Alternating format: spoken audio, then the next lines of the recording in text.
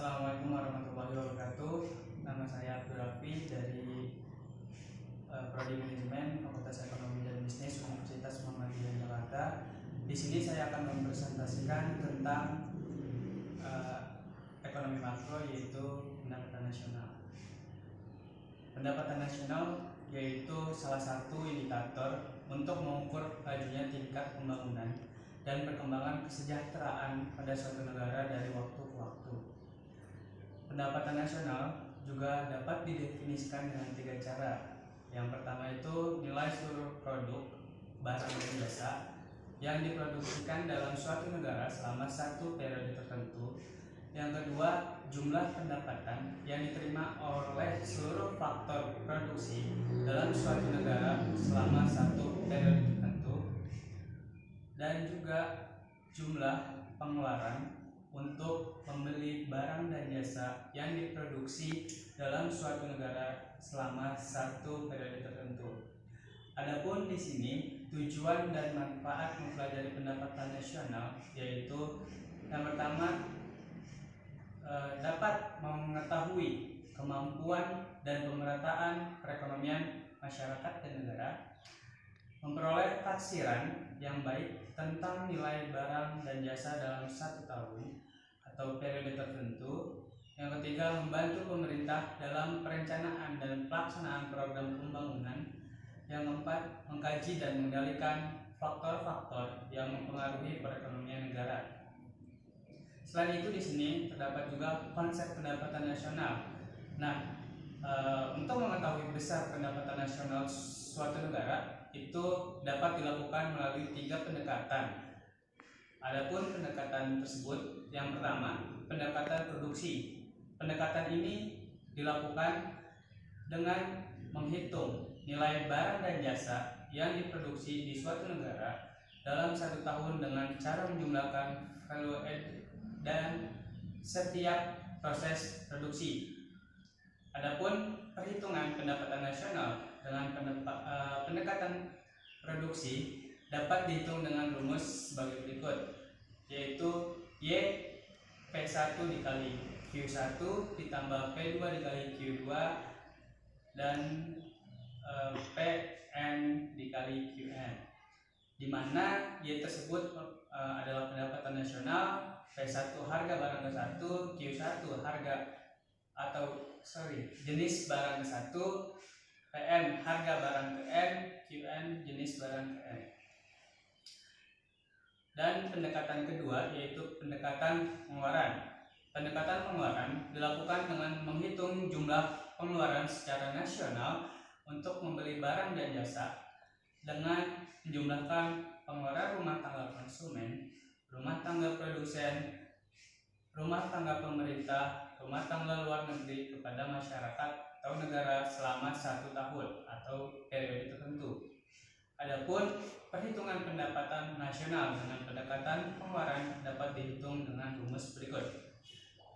Y sama dengan C tambah I dikali Y ditambah dalam kurung X min M, di mana Y merupakan pendapatan nasional, C pengeluaran sektor rumah tangga, I pengeluaran sektor perusahaan, G pengeluaran sektor pemerintah, dalam kurung X min M yaitu sektor luar negeri atau selisih ekspor impor.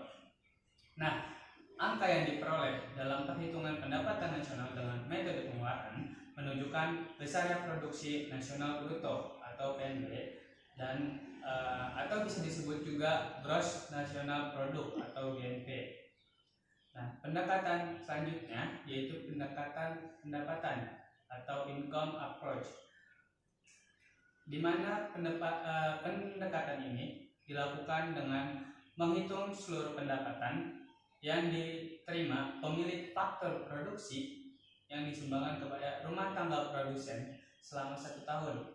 Pendapatan yang diperoleh dapat dikatakan perhitungan national income atau NI, sehingga dapat dibuatkan persamaan matematisnya sebagai berikut, yaitu Y sama dengan R ditambah I tambah Q ditambah P, di mana Y pendapatan nasional atau national income, R itu rent atau sewa, I interest atau bunga modal, W wage atau upah, P profit atau laba pengusaha.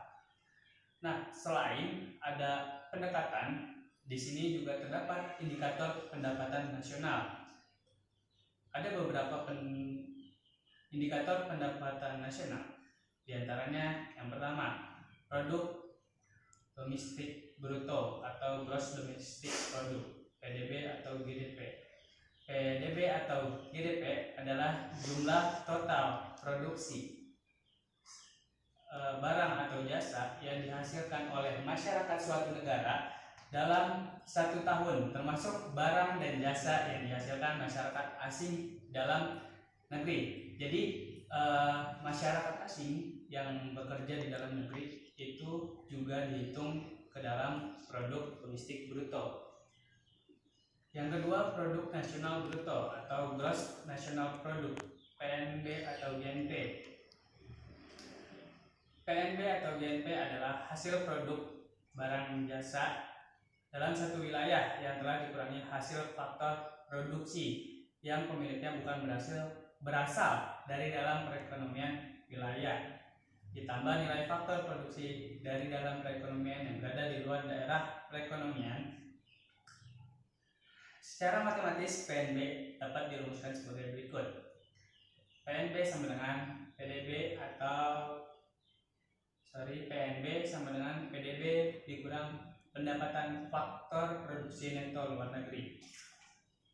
Yang ketiga, produk nasional neto, di mana produk nasional neto ini yaitu produk nasional bruto dikurangi dengan penyusutan dan pengganti barang modal. Rumusnya dapat dilihat sebagai berikut. PNN sama dengan PNB dikurang dalam kurung depresiasi ditambah replacement atau pengganti barang modal. Yang keempat, pendapatan nasional neto atau net national income, yaitu pendapatan nasional adalah pendapatan yang memperhitungkan balas jasa atas faktor produksi dengan mengurangi produk nasional neto dan pajak tidak langsung. Rumusnya adalah PN sama dengan PNN dikurang pajak tidak langsung plus subsidi. Yang kelima, pendapatan nasional atau personal income. Pendapatan personal yaitu hak individu yang merupakan balas jasa atas proses produksi yang dijalankannya. Rumusnya yaitu PP sama dengan dalam kurung PN ditambah transfer payment dikurang dalam kurung laba ditahan ditambah iuran asuransi ditambah iuran jaminan sosial ditambah pajak perseorangan. Yang keenam, pendapatan yang dapat dibelanjakan atau disposable income. Pendapatan disposable adalah penghasilan individu dalam suatu perekonomian yang bersih dan sudah bisa dibelanjakan secara keseluruhan. Rumusnya yaitu DI sama dengan PP dikurang pajak langsung. Dan di sini ada juga manfaat perhitungan pendapatan nasional, yaitu yang pertama, mengukur tingkat kemakmuran di suatu negara. Yang kedua, mendapatkan data-data terperinci mengenai seluruh barang dan jasa yang dihasilkan suatu negara selama satu periode. Yang ketiga, data pendapatan nasional dapat digunakan untuk menggolongkan suatu negara menjadi negara industri, pertanian, atau negara jasa. Dan adapun selain itu, selain ada manfaat dan tujuan, kita juga ada kendala dalam perhitungan pendapatan nasional, terutama di Indonesia. Yang pertama, ketersediaan data dan informasi, karena tidak semua kegiatan ekonomi terdokumentasi dengan baik. Yang kedua, pemilihan kegiatan produksi yang termasuk dalam perhitungan. Yang ketiga, perhitungan kerap kali terjadi ketika bahan yang sama dikonsumsi oleh orang yang berbeda. Nah, selain materi ini, kita juga akan membahas permasalahan ekonomi makro yang ada di Indonesia, terutama pada saat sekarang, yaitu banyak sekali pengangguran yang ada di Indonesia.